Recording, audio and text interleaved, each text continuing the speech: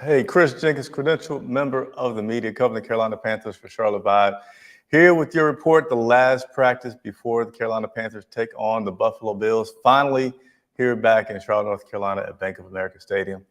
Brief news today. So for those who may have stopped their dinner or waiting to eat dinner, I won't keep you long. You better get back to eating that food soon and having a great day. So the Carolina Panthers, as you saw with the title, big thing I like to report on, a lot of the wide receivers that were banged up. We're back out there today, and man, do I have my list right in front of me? Let me see. I don't have it in front of me, so I'm going to try to go off the top of my head. Terrace Marshall Jr., he had been out of practice. He was back at practice today. Ian Thomas, he had been out of practice, was back out at practice today. Robbie Anderson, he was another guy that had been out of practice, and he was in practice today. And Andre Roberts. So those four guys, receivers, tight ends, we get them back, but it was just practice. So I can't get as excited as I would like to get, but these guys are getting healthy. That position is still a concern of mine. I expressed it yesterday. That still stands. Terrace Marshall Jr. got a chance to talk with the media today. He says he's dealing with a hamstring injury. Says it's new, not something that he's had to deal with before. So it's nothing lingering over from last season. Coach Rule talked about the fact that Terrace will, will come out, do well in the practice, but then things will swell up on him the next day. It's concerning. Not, I don't know where I'd rate my level of like 1 to 10, but really wanting to see this wide receiver group get healthier. But a bright spot amongst everything that's going on with these guys, Shi Smith, had a good camp last season, didn't translate into a good season necessarily. Wasn't, bad, but you thought you might have seen more out of Shi Smith last year. But this year seems to be sustaining that growth, sustaining that improvement. He says he's been talking with the legendary wide receiver Steve Smith about things on and off the field that have been helping him with his career. So Shi Smith is still continuing to look like the guy that we'll want to watch for some really good development going on this year. Now, I talked about some injuries. We had Julian Stanford, who has been out a little bit. Coach Rule said that maybe Friday night he'll be able to be back, not only on the field, but on the game field against the Buffalo Bills. Don't know yet, but whatever he has going on isn't something that's long-term yet. And by the way, I talked briefly about Terrace Marshall earlier. Coach Rule hopes that Terrace will play on Friday. Another guy that has been at practice, was recently taken off the physically unable to perform list, was linebacker Shaq Thompson. And Coach Rule has some comments today on Shaq that I want to share with you all. Give me just a second to bring that.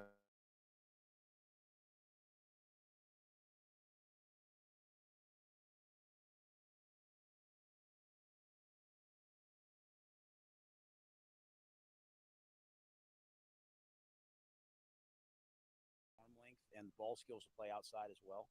And he can help us in the return game. He's caught punts in all the preseason games, had a good kickoff return against Washington. So I think there's a lot that he brings. It's going great. He got reps yesterday. They wanted him to get 4. I think they ended up giving him 6 or 8. Today, I think he was supposed to get up to 8. And then, knowing Shaq, he probably stole like 10.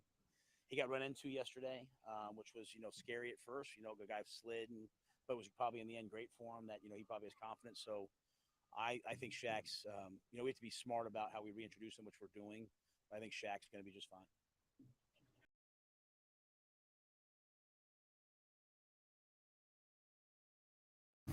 So there you have it. Very first few seconds was Coach Matt Rule answering the previous question. Sorry I didn't get that queued up perfectly for him to just respond about Shaq. But Shaq, 4 plays the other day, 8 plays today, probably still a few more. So what can we expect from Shaq Thompson? Will he be playing 60, 70 plays come week 1 versus the Cleveland Browns? So Shaq said with a big smile, this is me reading into it, no inside information. He sounded like, woo. I mean, that would be great if I can do it, but I don't know if I can do it. So from Shaq's response today, it seems like, that's a little bit lofty to say that many. I mean, I think that's true, especially when you go from only 4 to 8 plays today. Talked about today just having to get his conditioning back, his breathing and things like that. So it's safe to say, in my opinion, though Shaq wants to come back, they're going to make sure that he comes back at a pretty good pace. And, Matt Rule and his staff, big analytics guy, big data guy, every night they sit down with the health team and determine based on GPS and all these other metrics about how many plays a player should get. So they're going to continue to use that to bring Shaq Thompson slowly back into this and onto the field. And then I also got another clip that I want to share with you all.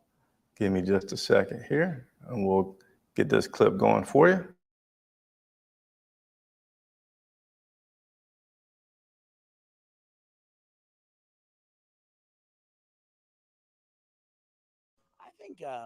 I think we feel pretty good about the roster overall. I think there's a lot of tough questions that we have to answer, and a lot of it probably will come down to, hey, who's healthy, who's not, just in some certain positions. Where do we have the most depth? Is it going to be, how many tailbacks, how many tight ends? So it's not necessarily just at one position, but it's, hey, do we add an extra receiver or an extra tight end? Those are really the conversations that we're having. Who are the best special teams players? There'll be some hard conversations over the next couple of days. And, again, it's a credit to the guys. I mean, there's a bunch of guys that I think could play for us.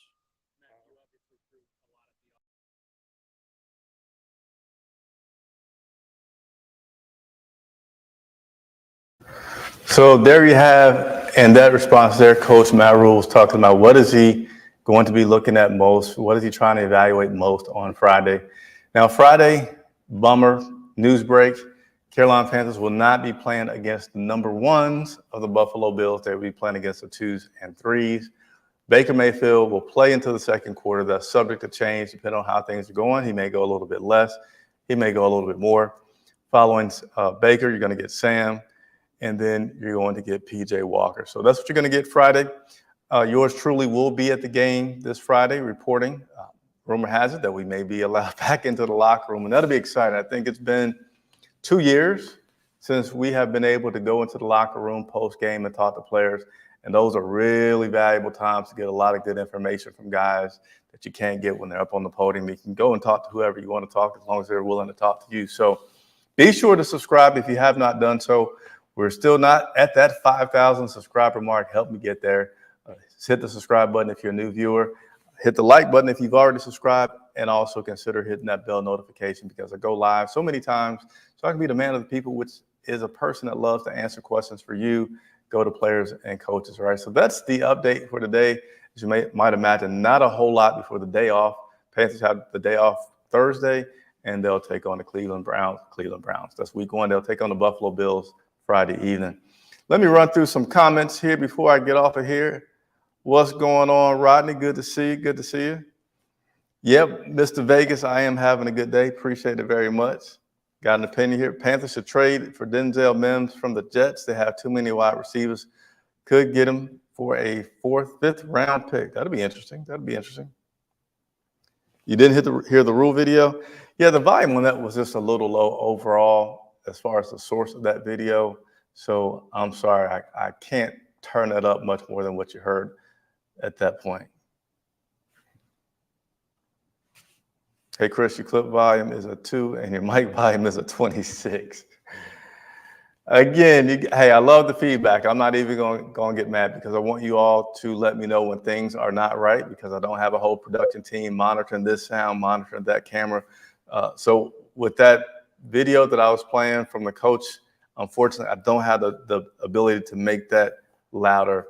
I had to get the clips a different way than I like to get them today anyway. So sorry about that this time. Certainly will be better next time around. How can you watch the Bake Show in Ohio on Friday? Well, you got, I forget what they call it now. It might be called NFL Plus that you can do it. You can also go to Panthers.com, and I know you can certainly listen live on the broadcast, the radio broadcast on Panthers.com. You might be able to watch on the Panthers.com app. I'm not 100%, but if you go to Panthers.com, they always have a how to watch the game article on there, and we'll give you step-by-step details, Rusty, to make sure that you're able to see that. What's going on, Jack Sparrow? And appreciate you. Donna is always here. Mr. Vegas, appreciate you commenting on the great stream. I hope did you all enjoy yesterday? I was at the stadium, went live yesterday at the stadium. Hey, Friday, in just a couple days, I'll be live at the stadium on the field, all right, bringing you some updates on the Carolina Panthers. So appreciate everybody for watching. Chris Jenkins reporting for Charlotte Vibe. I'll see you on Friday.